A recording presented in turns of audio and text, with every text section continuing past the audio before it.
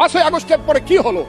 এইখানে ইউনূস সরকার ছিল, আমি শিল্পকলার সামনে থাকি, একটা গান হইতে পারে নাই, একটা নাটক হইতে পারে নাই, একটা লালনের গীতি হইতে পারে নাই, একটা বাউল গান হইতে পারে নাই। সবকিছু কালো শক্তি ধ্বংস করে দিয়েছিল। তারা বলেছিল কোন মুক্তিযুদ্ধ হয় নাই, 47-এর যুদ্ধ হয়েছে, আর 24-এর যুদ্ধ হয়েছে, আর 71-এ গন্ডগোল হয়েছে। সেই দিন মুক্তিযোদ্ধা হিসাবে আমি বলেছিলাম, এই আলবদর রাজাকারের বাচ্চারা, এখনো কিন্তু ফজলুর রহমানদের মতো মুক্তিযোদ্ধারা জীবিত আছে। এই দেশে মুক্তিযুদ্ধ হয়েছে, মুক্তিযুদ্ধ সত্য, 30 লক্ষ লোক জীবন দিয়েছে, এটাও সত্য। তখন তারা প্রচার করতে শুরু করলো তারা বাংলায় 2/3 মেজরিটি পেয়ে তারা পাস করবে। আমি হতভাগা ফজলুর রহমান বলেছিলাম, জামাত জোট যদি মেজরিটি পায় তাহলে আমি 20 খাবো। এই কথাটা আমি বলেছিলাম, 20 খাবো। হ্যাঁ, কথাটা সত্য, আমি বলে যাচ্ছি।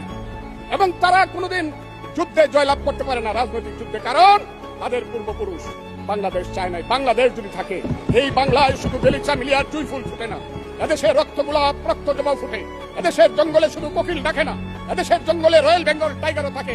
যতদিন রয়্যাল বেঙ্গল টাইগার থাকবে, মুক্তিযোদ্ধা জিতবে, রাজাকার কোনোদিন এদেশে জয়লাভ করতে পারবে না। আমি চ্যালেঞ্জ করে বলে গেলাম।